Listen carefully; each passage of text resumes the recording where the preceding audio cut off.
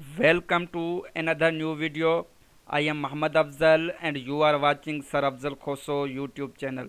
जैसा कि आपको पता है कि हम IBA 5 to 15 की टेस्ट की प्रिपरेशन कर रहे हैं और हम जो पोर्शन पढ़ रहे हैं वो है इंग्लिश। इंग्लिश के अंदर प्रीपोजिशंस का एक अहम रोल होता है। जो भी टेस्ट कंडक्ट की जाती है उसमें अगर इंग्लिश का पोर्शन दिया जाता है तो उसमें प्रीपोजिशंस के क्वेश्चन लाजमी दिए जाते हैं और IBA जो टेस्ट कंडक्ट करता है उसके अंदर भी प्रीपोजिशंस के क्वेश्चन लाजमी होते हैं। तो इसी चीज़ को देखते हुए मैं ये सीरीज़ ला रहा हूँ आपके लिए जिसमें मैं आपको प्रीपोजिशंस पढ़ाऊँगा। इंशाल्लाह ये सीरीज़ जो है 20 से 25 वीडियोस पर मुश्तमिल होगी जिसमें मैं आपको प्रीपोजिशंस बिल्कुल डिटेल में पढ़ाऊँगा। इंशाल्लाह जब आप ये कंप्लीट मेरी सीरीज़ देख लेंगे, इसमें से पढ़ लेंगे, तो आपका किसी भी टेस्ट के अंदर प्रीपोजिशन का MCQs कभी गलत नहीं होगा। यहाँ पर हमें क्वेश्चन नंबर 1 जो दिया गया है वो है dash Saturday I go to bed dash 11 o'clock। तो यहाँ पर जो डैश दी गई है उन डैशों में हमें क्या लगाना है, हमें फिल इन द ब्लैंक्स में क्या लगाना है, प्रीपोजिशंस को लगाना है। यहाँ पर जो सेंटेंस दिया गया है उस सेंटेंस में एक तो है डेफिनेट डे और दूसरा डेफिनेट टाइम की बात की गई है। तो जब भी हम डेफिनेट डे की बात कर रहे होते हैं, किसकी, डेफिनेट डे की, डेफिनेट डे की बात कर रहे होते हैं तो प्रीपोजिशन हम जो इस्तेमाल कर रहे होते हैं वो होता है ऑन। और डेफिनेट अगर टाइम की बात हो रही होती है, क्या होती है, डेफिनेट टाइम की बात, डेफिनेट टाइम के लिए हम प्रीपोजिशन एट का इस्तेमाल कर रहे होते हैं।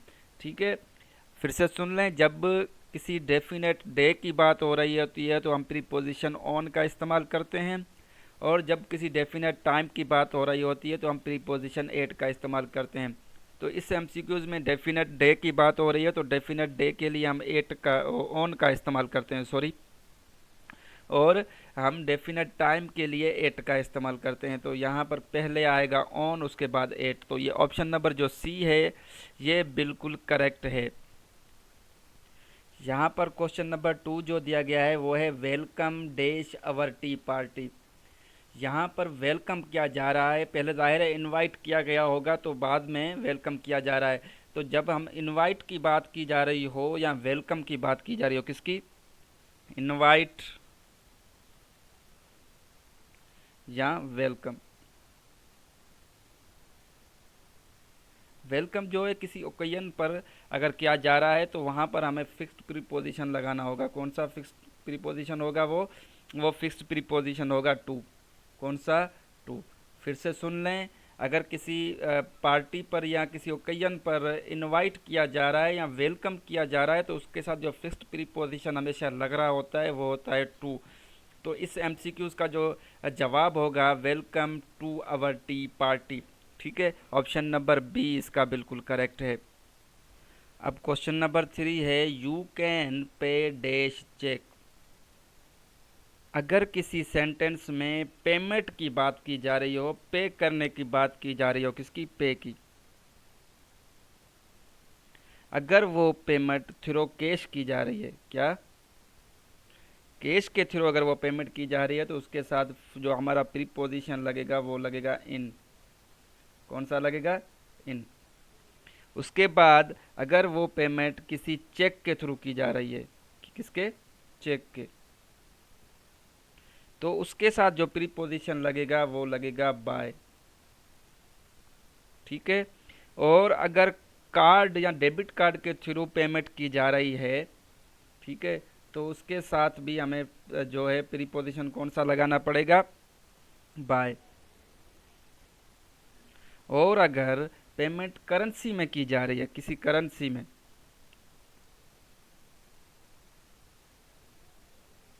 ठीक है, तो उसके साथ जो प्रीपोजिशन लगना है वो होगा इन।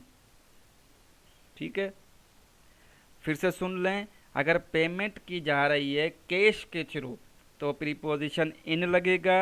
अगर पेमेंट की जा रही है थ्रू कैश और चेक तो हमारा प्रीपोजिशन जो लगेगा वो लगेगा बाय।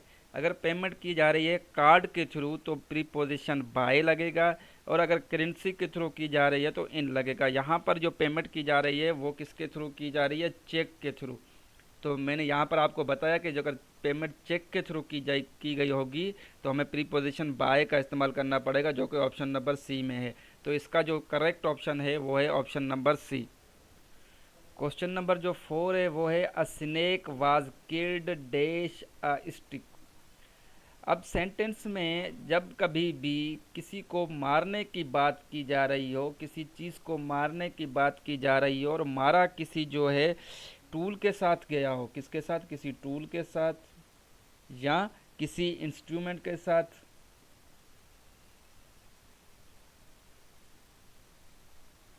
किसी इंस्ट्रूमेंट के साथ या किसी वेपन के साथ। ठीक है, तो उनके साथ जो प्रीपोजिशन हमें लगाना होता है वो होता है विद। क्या, विद।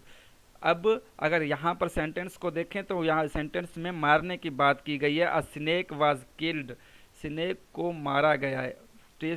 किसके साथ, स्टिक के साथ। यो एक स्टिक जो है किसको एक इंस्ट्रूमेंट या वेपन के तौर पर इस्तेमाल किया गया है। तो यहाँ पर हमें प्रीपोजिशन कौन सा लगाना पड़ेगा, विद। तो ये ऑप्शन नंबर ए जो है इसका करेक्ट ऑप्शन है। क्वेश्चन नंबर 5 है are you still angry what I said. क्या तुम अभी तक गुस्सा हो जो मैंने कहा था, जिस पर मैंने कहा था आप अभी तक गुस्सा हो। तो एंग्री की जब भी किसी सेंटेंस में बात हो रही हो, किसकी, एंग्री की, गुस्सा होने की। अगर तो गुस्सा किसी पर्सन पर है, किस पर है, पर्सन पर, तो हम प्रीपोजिशन जो इस्तेमाल करेंगे वो होगा विथ। ठीक है, और अगर गुस्सा किसी मसले पर है, किसी मैटर पर है,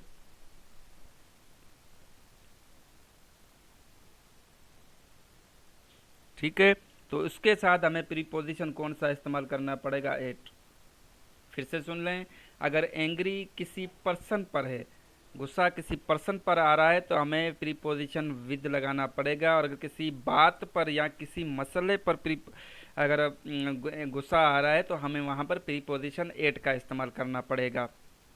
यहाँ पर देखें तो यहाँ पर जो एंग्री गुस्सा आ रहा है, जो आई सेड, जो उसने कहा था, मतलब किसी मैटर पर, किसी बात पर गुस्सा आ रहा है, किसी पर्सन पर गुस्सा नहीं आ रहा, तो यहाँ पर हमें प्रीपोजिशन एट लगाना पड़ेगा। तो इसका जो ऑप्शन नंबर डी है वो करेक्ट होगा, option at. Are you still angry at what I said. अब अगर आप सेंटेंस करेक्शन वाली या एरर डिटेक्शन वाली वीडियोस देखना चाहते हैं तो आप राइट वाली पर क्लिक करें, और अगर आप स्पेलिंग एरर की वीडियोस देखना चाहते हैं तो आप लेफ्ट वाली वीडियो पर क्लिक करें। थैंक यू, अल्लाह हाफिज़।